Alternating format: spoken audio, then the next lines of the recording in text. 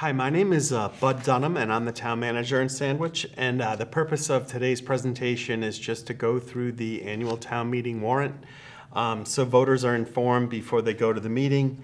And I will promise I will do my best to try to keep it brief, but also try to make things as clear as possible.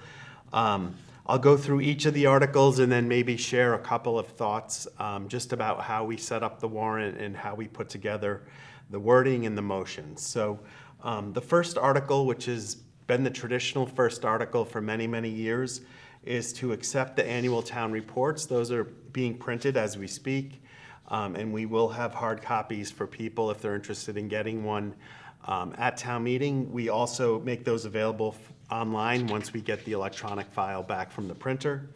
And then also it's to hear the update on the most recent years, in this case 2024's long-range plan that's adopted by the select board. So just the entire 8-page document of the long-range plan is printed in the back of the warrant. It's a great resource if people want to learn what projects all of the town departments are working on and sort of our higher level overarching goals that we're working towards. A couple things to highlight from the long-range plan this year. We've updated a vision statement for the town, trying to look at long-term operational needs and try to find ways to fund them for the foreseeable future. We're continuing to make a lot of progress on our long-term wastewater implementation efforts. This is a project that will literally be going on in town for probably the next 50 years. I would say our most current focus is on updating the 3 public schools' wastewater treatment plants, which is really important. We're also trying to push the state legislature to adopt the special act that Sandwich voters adopted at a November 2022 special town meeting. We've had difficulty getting that through the State House, so we're trying to push that. And then also, we're trying to get clear direction from our state and federal regulators about wastewater and trying to address things on a regional basis at Joint Base Cape Cod. I would say those 3 things will be our biggest focus areas for the next several years. We're also continuing to work on our efforts with the U.S. Army Corps of Engineers for the Section 111 Beach Renourishment Project. That should actually be implemented late this calendar year. And then we're also trying to develop some detailed plans for improved DPW facilities and to relocate the downtown fire substation out of the flood zone and get it to higher ground at the DPW location on Route 130. Before I get into Article 2, which is the primary town budget, probably the most important article in many ways on the whole warrant, I just preface things by saying when we put together the warrant, we're really careful on how we word the articles. And for those who regularly go to town meeting, there's certain phrases that you see written in the articles, and I just thought it would be helpful if I explained why. On every financial article, it always says to raise and appropriate or transfer from available funds. The reason we use that phrase is it encompasses all of the different funding scenarios that you can have in a municipality to fund operations or a capital project. We purposely keep it broad. In the event things change between when we finalize the warrant and when town meeting happens, that gives us the most flexibility. You'll also see that when anytime we list a dollar amount, we always say, or any other amount, in case something changes, again, between when the budget was adopted by the Select Board and Finance Committee and when we get to town meeting. Things can happen outside of our control, so town council, our attorneys, work with us really closely to make sure we give ourselves the most flexibility as possible. The other phrase that you see at the end of every single article is or take any action relative thereto. And yet again, that's just to give us flexibility in case something goes wrong leading up to town meeting, or if we have to change things on the fly, town council is at town meeting to assist us with that. Most of the time we don't have to make those changes, but it's good to know that legally we're able to do that. Really the main thing that people should focus on is the motion. And the motions are going to be projected on the wall at town meeting so people can follow along with exactly what's being read. That identifies the funding source, the final amount, and what it will be for. And that's true of all financial articles, but I just thought I'd give that brief explanation. Article 2 is the FY25 budget. So our fiscal years run from July 1st to June 30th. So this upcoming fiscal year is FY25. Just a couple of highlights without going into too much detail. every single page of information that the Select Board and Finance Committee receive for the budget presentation that myself and our department heads make every year, usually in late January, is on the town website. So if anyone wants to look at any details, if you go to www.sandwichmass.org, there's a link right on the home page that'll take you to all the background budget information if you're interested in that level of detail. From a bigger perspective, which is what I like to look at, especially when we try to explain things at town meeting, Sandwich is in its best financial condition that it's ever been in the history of the town, so we're very fortunate for that. We're really careful with how we project our revenues and how we budget our expenses. I think it boils down to the Department of Revenue advising every community, no matter how big or small, underestimate your revenues, overestimate your expenses, make sure you have a balanced budget, and Sandwich has done that for many, many decades. And while we're not at our ideal position, we are certainly in better shape than we've been in a really long time. So a couple of big picture numbers about the overall budget. In Article 2, it's a 3.26% increase over the exact same budget that was voted last May for FY24. So if you do the math, what that equates to the average home in terms of an increase in taxes for next fiscal year, it's important to know that the average home right now is assessed in Sandwich at $667,000. When you do the math on that, it's an average increase of just over $260. But again, it's a 3.2% increase above the prior fiscal year. It's fair to say that the budgets that the school superintendent and myself submitted to the Select Board and Finance Committee in terms of a base budget equated to level service operations. This year on the town side, we have been working for many years about trying to identify, for lack of a better word, a modernization and efficiency plan, some positions and services that we feel the community really needs today, and that how could we fund them for the long haul? And so we've worked a long time on that. And thankfully, through the budget review process, we were able to get support for that from the Select Board and Finance Committee. And the goal is to try to fund these over a number of years, even though if we wanted to, we could have funded them within 1 year. So some of the additional services that we're proposing for next year, again, if you think about them, really relate to what everyone's experiencing in their regular life. We're adding an additional school resource officer position from the police department to be in the schools, which is great. We're adding a social worker position in the police department that would assist all town and school offices. It's fair to say, like, all of our departments are dealing more and more with mental health issues, and so having a position like this to turn to for advice would really be instrumental in helping all of us as we move forward. We're funding 3 additional police officer positions to cover the 4 to midnight shift in order to have 1 extra person on shift because they work 24 hours a day, 7 days a week. To fill that for an entire year, you actually need to hire 3 people to fill 1 position. So we're adding another position on the 4 to midnight shift. The reason that's important is the chief of police and others have identified that's really where our biggest needs are. That's when people come home from work. That's when they get the most calls for service. So it's just a better service to try to provide the public.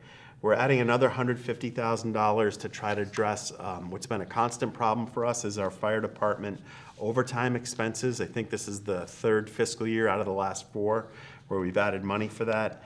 We're adding 2 labor positions in the Department of Public Works. And then in general, we're just trying to add a few items and some money for some operational and personnel flexibility.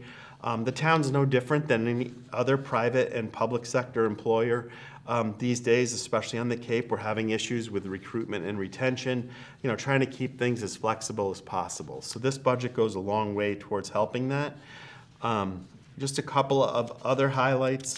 Again, I had mentioned about what the percentage increase is overall, and it's roughly a $260 for the average household tax increase. Our municipal bond rating, which is how we get compared to cities and towns throughout the country, remains at a really strong AA+. We've been at that level for a while, but it's 2 or 3 steps above what we were about 15 years ago. So the ultimate goal is to try to get to a AAA rating, but there's certain things inherent with the town and how we budget, and it's a lot more than just the town's finances that go into those ratings. It's really, in the scheme of things, not a huge deal, but where it helps us is if we ever go to fund a large project issuing municipal debt, sometimes we can get slightly better rates by having that better bond rating. And probably the last thing I'd say is most of the motions that we do at town meeting, we're identifying one funding source. The overall budget article is pretty unique because money comes from like 8 or 9 different places. So the motion there is more confusing than others, but it's actually printed in the warrant, breaking out how we come up with all those funds. It'll be projected on the wall, and we'll explain that. So again, that's probably our most important article. I wanted to spend a little bit more time on that than the rest of these. It's fair to say that when this article passes, which knock on wood, it usually does, usually all the financial department heads and I catch each other's eyes at town meeting, and we just sort of let out a sigh of relief because we know that allows the school and the town and everyone else to open on July 1st. It's really the most important article in the whole warrant. The rest of the things are important, but it doesn't have the dollars associated with it. Article 3 represents all the enterprise funds in town. We have 4 enterprise funds, one for our cable access fees that allows Sandwich Community Television to provide the great services that they do.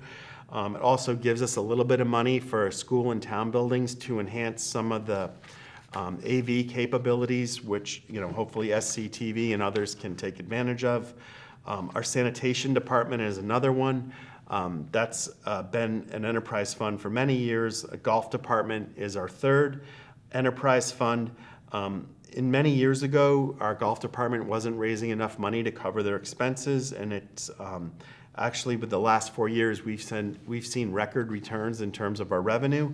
So we're doing very well in the golf department. We're also able to fund a larger capital project that the voters approved for a new irrigation and pumping system. That's just getting fully in place for this fiscal year, so we're really excited about that. And then also our marina budget, which many people may know, it's actually federal property that they lease to the town for us to operate. And again, the key thing with enterprise funds, all 4 of those departments that I mentioned, they take receipts that come from other sources, and those receipts fund their operation, not tax money. So that's usually a very straightforward article. Another one is our revolving funds. The simplest way I could explain revolving funds is there's certain smaller accounts set up throughout town that as fees come in, you can then use those fees that have been generated from programs to fund those services and, for example, fund the instructor for those programs. There's about 8 of them between the town and school operations. This is one of those votes that we're required to do by state law, and we often scratch our head because things don't really change year to year. So to address that, the governor actually just filed legislation that if it passes the State House, as long as you're not increasing the expenditure limit on those revolving funds from year to year, the prior year's vote can suffice. So it may be that moving forward, we don't have to have this article on the warrant. Article 5 is our capital budget. Again, it's important to realize the total capital amounts that we're spending and recommending for expenditure this upcoming fiscal year are really an all-time high without needing a debt exclusion. So in Article 5, which deals with a list of items for the school and town departments, we're funding just over $3.5 million worth of capital, whether it's equipment replacements, vehicle replacements, addressing some building needs. We're funding that, but about $2 million is coming from other sources to help pay for that. So just to highlight some of the services that we'll be funding through the capital budget, about $1 million in repairs to school buildings. Much of it is focused on school security concerns and improvements. Funding about $450,000 in DPW vehicle and equipment replacements. I'm sure anyone can realize that a DPW is very capital and equipment focused, and so more funds are needed there to help keep their equipment up. We're spending just over $1 million in repairs for the historic town hall. Quite a bit of money will come from other sources, but again, that's for some of the ongoing repairs, and that's going to be a 2 or 3 year project. And then we're also replacing a fire department ambulance. Article 6 is to be the second time that we've appropriated money from our Water Infrastructure Investment Fund, also known as a WIF. So the WIF was established by town meeting. Sandwich was a little bit unique. We were the first town in the entire state to adopt this type of surcharge. And what it does is people have accepted a certain payment that they make each year, that money can get set aside, and it can only be used for uses that are identified by the state in the law for improving our water and wastewater needs and trying to address those requirements that we're going to have to do moving forward. So as time has gone by, those funds have built up, so now we're appropriating money from those funds to help pay for services that we need. I had mentioned earlier that one of the key things we're going to be doing over the next year or two is addressing the 3 wastewater treatment systems at the public schools. So the high school has to have substantial upgrades. Most likely we'll be able to take the current treatment system offline at Oak Ridge, get a waiver and go to a normal Title V system for the long haul. And then at Forestdale, again, because that treatment system is very outdated and not functioning as it should, we'll get temporary permission to take that offline for a certain number of years, and then when sewering is added in that area, we'll be required by the state to hook up to that, which is something we really want to do. The other thing that the funds will be used for this year, and we're trying to appropriate the $3 million, which is most of our balance in the account, and it's to pay for the design of the sewer conveyance system that we're going to have to install to about 30% of the properties in Sandwich, based on the nitrogen sensitive area regulations that the state has recently adopted. I think the goal here on this article, when we vote it, is to do a brief overview like I just did, and then if any questions come up at town meeting, our wastewater coordinator, Dave Mason, will go into more detail about what specific projects we plan to complete with that money. It's important to note that the entire reason why we got the support to establish the WIF, it's more or less that we're putting aside money that we know we're going to need down the road, and we can show you multiple ways how that's actually going to save everyone a lot of money over time. If you just did things through a debt exclusion, the cost would be far greater than if we were funding things this way. So I guess another way to think about it is if you had to replace your septic system at home and you set aside $1,000 a year for 20 years, when you went to replace the septic system, you wouldn't have to come up with as much money when that needed to be done. So that's sort of the concept of what the public has supported, and it's working really well. Article 7 relates, it's a little bit atypical. It's related to our current free cash certification and reappropriating some of those monies for some DPW public road and infrastructure repairs. Most years, DPW spends every penny in their budget to help do road and drainage improvements. I don't know if you remember, but last spring was really wet. And when we went to close our books, the contractors that had been contracted to do certain work had to delay some of their projects. And so we ended up returning almost $415,000 at the end of the year. So all we're doing in this article is to take that same $415,000 and reappropriate it back to the DPW so they can do that work. One of the primary projects that if people drive around town can see that's taking place right now, and it's quite expensive, is the intersection improvement project at Route 130 and Quaker Meeting House Roads right at the entrance to the Forestdale School. So releasing this money to DPW will help pay for that work and other repairs throughout town. Article 8 is a little bit unique. Most of the time we don't have to do this, but I'll explain why. So what Article 8 is doing is it's transferring money from the fiscal year that we're in now, so FY24. It doesn't relate to next year's budget. It's the budget that we're almost done with in fiscal year 2024. Our longtime public health nurse, Joanne Gake, retired, did an exceptional job, especially during COVID. When she left, instead of replacing her position, some of the positions in her department, the administrative position, we moved to the Senior and Community Services Department because they're overseeing the new Center for Active Living. We contracted with the Cape Cod Visiting Nurses Association for some public health services. and we're paying for some things that the nursing department used to do from other department budgets. So what this does, it takes the balance of what was left when Joanne retired, moves it to the select board and town manager account, where I'll be able to transfer those funds where we're actually paying the bills from. Even though we're transferring about $145,000, we're going to be returning a lot of money at the end of the year. We just need to move that to the right accounts so we can pay where our bills are coming from. When we go to adopt the budget for next year, FY25, we're saving about $75,000 from what we used to pay for these services. Article 9 is our Chapter 90 fund appropriation. So Chapter 90 is the part of the state law where the state gives every single city and town an allotment for work on public roads and public infrastructure facilities. It can only be spent on public roads. It's based on a formula at the state level, and it's fair to say for most of the last 20 years, we've gotten the same roughly $800,000 each year. The state wants us to vote this at town meeting each year, even though we don't know the final number that we'll need. So it's a generic vote that we take every year. One of the interesting things about Chapter 90 funding is it's been a top priority of literally every municipality in the state and the Massachusetts Municipal Association that tries to organize the needs of all the communities in the state to try to get the governor and the legislature to increase that by about 50%. As you can expect, a mile of road that we used to be able to pave 10 years ago for the same amount of money, we can probably only do about 2/3 of a mile. So we're getting the same amount of money, but it doesn't go as far. So we've always worked constantly to try to get additional funds from the state. Except for 1 year in the last 2 decades, we haven't received additional money.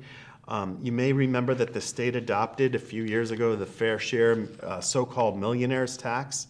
What's been interesting is like some of that money, not all of it, but some of that money has been distributed back to the towns based on our Chapter 90 formulas. So the interesting thing is we got it for the first time in FY24, but there hasn't been any assurance from the state that we're going to get it every year. We think we will, but it hasn't been. So if that does get approved, it will more or less make up that 50% gap that I just mentioned, which would really be using that money for a good purpose. Article 10 is the first of 3 or 4 articles that are unique to Sandwich. Town meetings in the past have adopted what's called a special act that gets approved by the legislature, and it tells us what to do with certain receipts that we bring in.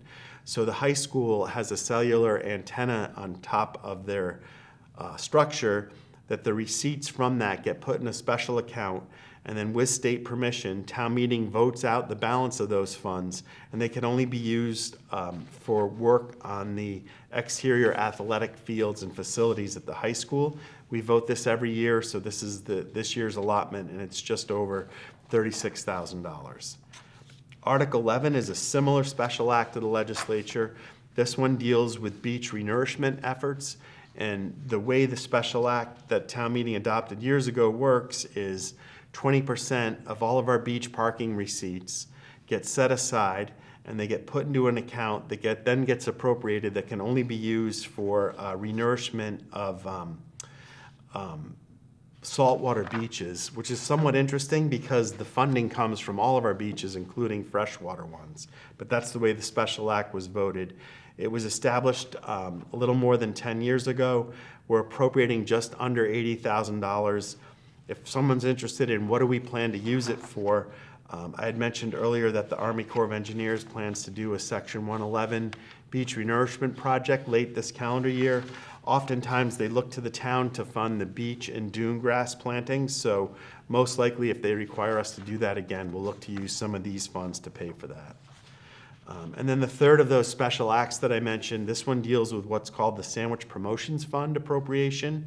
So as money comes in from our rooms taxes, there's formulas that have been adopted that determines how those funds get split up. So in this case, we're taking roughly $40,000 and it gets split up between the Visitor Services Board and the Sandwich Chamber of Commerce that will receive about $16,000 each. And then the Canal Region Chamber of Commerce will get about $8,000. Again, it's set up based on a formula, based on our actual receipts, so we really don't have a choice, but we have to vote that every year. Our next 2 articles relate to the Community Preservation Act. It's fair to say almost every article we've talked about so far in one shape or form typically gets voted on every year at town meeting, so our CPA votes are also like that. So the first CPA vote lets us hear the report of the committee that oversees CPA funds. It appropriates the money that we do annually for administrative expenses that might come up during the year. And then it tries to allocate the 10% requirements for the 3 separate accounts: community housing, open space, and historic resources. And then it also appropriates, importantly, our payments for any debt payments that are coming up for next year.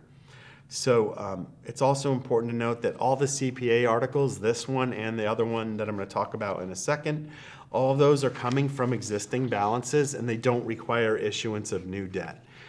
If you looked at a graph of our CPA funds and our expenses, we haven't had as much discretionary money the last few years because of some important projects that the town has funded in the past. A lot of the debt for those projects is going to fall off in the next year or two. So the nice part is once that happens, it'll free up more money to use on other projects. So there's one project that's being recommended for this year from the CPA, and that's Article 14, and that's to replace the roof at the Sandwich Glass Museum. The Sandwich Glass Museum, another word that people, or another phrase or organization that voters may not realize, is the Glass Museum is actually the Sandwich Historical Society. So the article appropriates $70,000 to the Sandwich Historical Society so they can repair the roof at the Glass Museum. It's important to note that the society is contributing at least a similar amount to help pay for those repairs. And then the article also authorizes the select board to enter into a grant agreement and a historic preservation restriction between the town and the society for receiving those funds. So the last of the financial articles is Article 15. Slightly different than years past, but it's related to something that the voters adopted a while ago. And that's there's an excise tax that's assessed by the state for people who spend a night at a lodging facility, hotels, motels, bed and breakfast, Airbnbs. So Sandwich has adopted a 4% surcharge for the so-called rooms tax. We're the only town on Cape Cod and the only town that's near the Cape that is at 4%. Literally every single other community is at 6%. So this is to authorize the select board to file the proper paperwork to go from 4% to 6%. It's important to note that the general public does not pay this cost, only if you are spending a night at a lodging facility in Sandwich.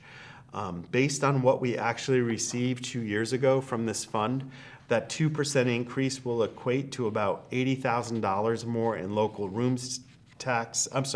local receipts, another $10,000 for the Visitor Services Board and the Sandwich Chamber of Commerce in the future, and another $5,000 more for the Canal region. So that money goes a long way to help general services, and so that's why the Select Board is supporting that right now.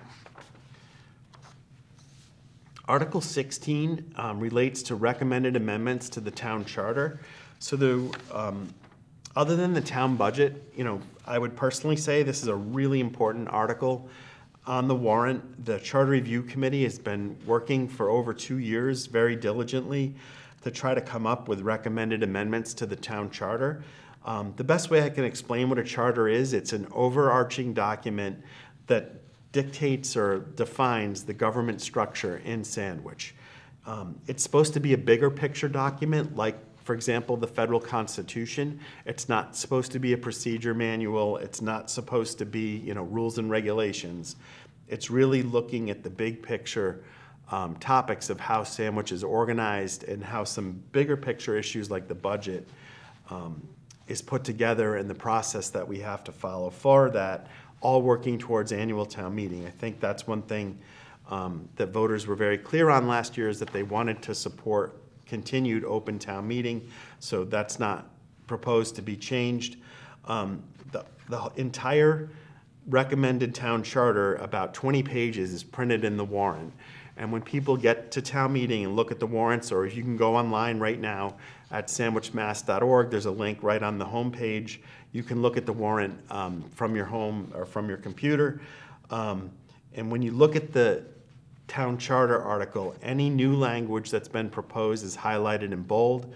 and any language proposed to be deleted is highlighted in the strike through. It's pretty easy to follow. I usually don't do this when I explain articles, but I'm gonna this time. Town council, our attorney, drafted a quick summary of what the changes are that are being recommended by the Charter Review Committee, and I thought it was so well stated. It was worth just reading instead of trying to summarize it. And I'll touch on as well, it also mentions the fact that last May, voters approved making the town clerk position appointed from its longstanding status of being elected. That's been submitted to the state legislature, but they haven't adopted it yet. So when you look at the town charter, you may question, why does it still list the town clerk as elected? It's because it hasn't made it through the legislative process to become law. So I'll just read verbatim what town council, and this is listed right in the warrant, and hopefully this will address most people's concern. Since last year's annual town meeting, the Charter Review Committee has continued its work to recommend to town meeting a series of changes to the Sandwich Town Charter. The recommended changes, which are set forth below, involve three things. One, changing all references to the Board of Selectmen to Select Board and Chairman to Chair. Two, reflecting modernization changes in state law. And three, clarifying some internal procedures, including budget meetings between local boards and committees. If approved by town meeting, the proposed charter changes will be submitted to the state legislature through the home rule petition process. The changes will not take effect until the legislature approves a special act containing the changes as approved by town meeting.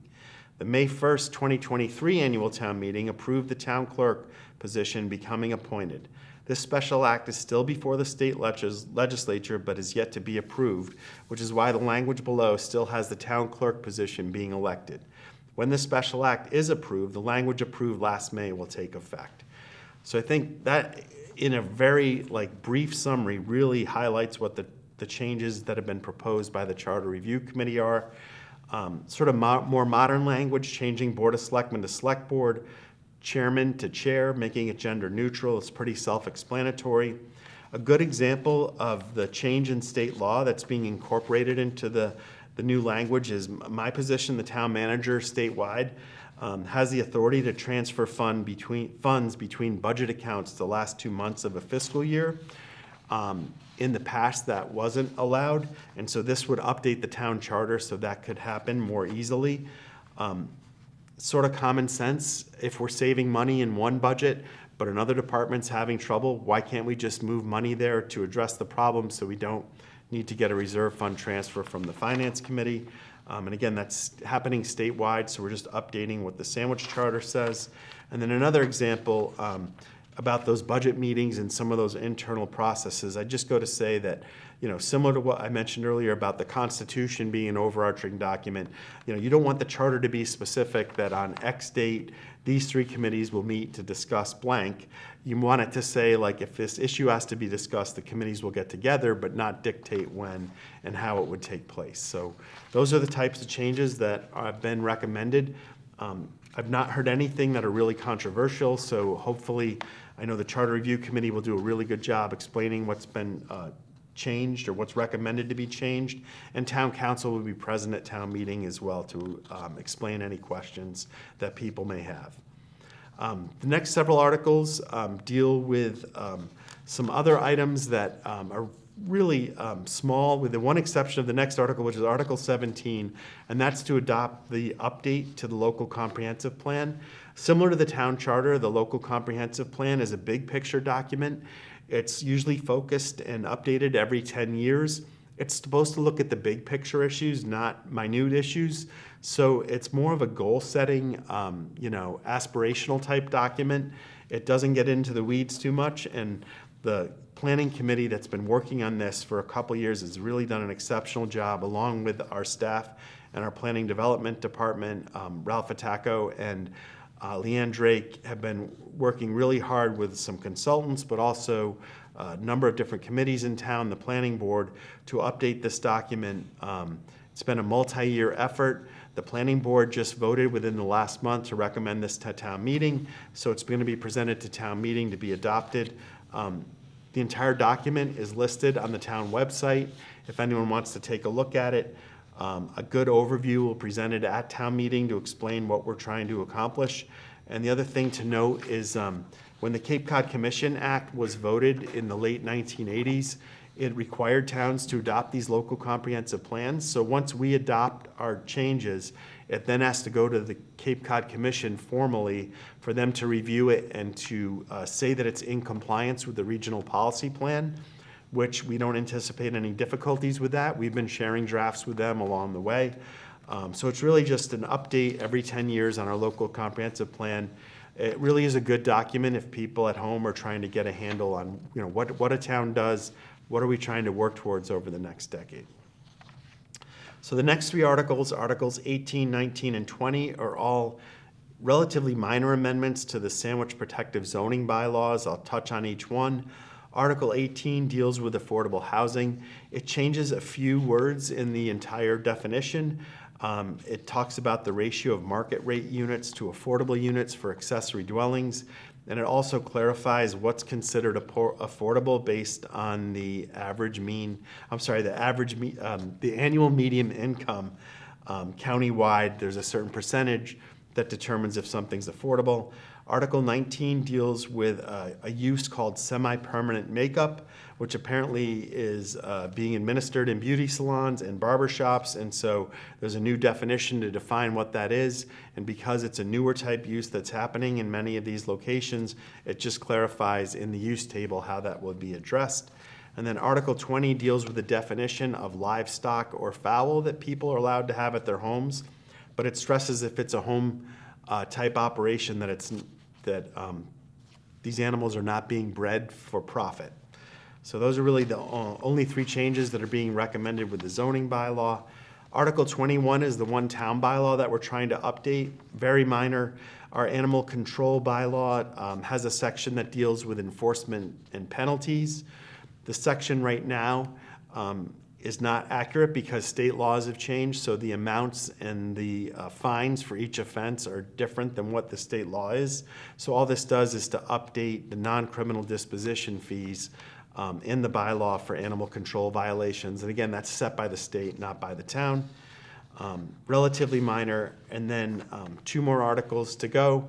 The last article that we have to vote is Article 22, which has been a petition article that's been submitted. And again, this is submitted by petition, meaning an individual has gotten enough signatures for it to appear on the ballot. It's a requirement of the select board. If we get a sufficient number of signatures and the petition is certified by the town clerk, we have to print the petition article. So the petition article calls for banning the commercial sale of two sizes of alcohol nips. I believe one is at 100 milliliters and the other is at 200 milliliters. And if this passes, there'd be a proposal to ban the sale of alcoholic nips in town. Anytime a bylaw, whether it's a town bylaw, a zoning bylaw, or this petition article gets approved, it has to get submitted to the Attorney General's office at the state. They have to review it to see if it passes muster and if it's allowed legally. So that process typically takes, when you factor in that the vast majority of towns across the Commonwealth are holding town meetings about the same time we are, it usually takes 3 to 5 months for us to hear back from them.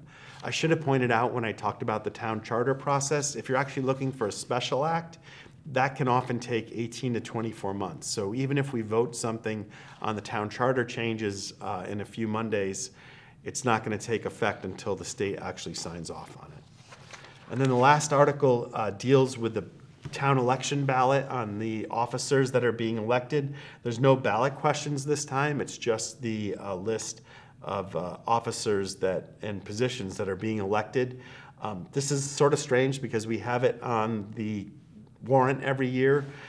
You don't have to vote it. It's all the proper process and procedures have been followed, so the town election ballot is set. So the town election is going to be on May 9th, and our two polling places are at Corpus Christi Parish Center and at the new Center for Active Living, depending on what precinct you're in. And the polls will be open from 7 a.m. to 8 p.m. Again, that's Thursday, May 9th. So that's a summary of all the articles on the warrant. Just to remind everyone that the town meeting itself is Monday night, May 6th at 7 o'clock at Sandwich Middle High School in the high school auditorium. One of the unique things that we're doing this year is we are renting some electronic voting devices. I've seen them, very simple to use, very straightforward. The town moderator, with the assistance of the company that provides those, will give a brief explanation at the beginning of the night to show people how they work. We'll probably try once or twice just to show people how that we work, and then we'll get into the actual warrant and taking votes. The moderator does host a preparation meeting every year prior to town meeting. It's open to the public if anyone's interested, and that's going to be next Wednesday, May 1st at 3 o'clock in the large conference room at 100 Route 6A. It's a chance for the moderator, town council, the town clerk, and town staff, select board, finance committee, just to go through the articles similar to what we just did to make sure that the draft motions that we've prepared are good to go, and basically to finalize things for the following Monday night. And I'll just say it one last time. Monday, May 6th at 7 o'clock at Sandwich Middle High School. The warrant, the budget, everything else is on the town's website if anyone wants to take a look at it. Yet again, www.sandwichmass.org. Thank you.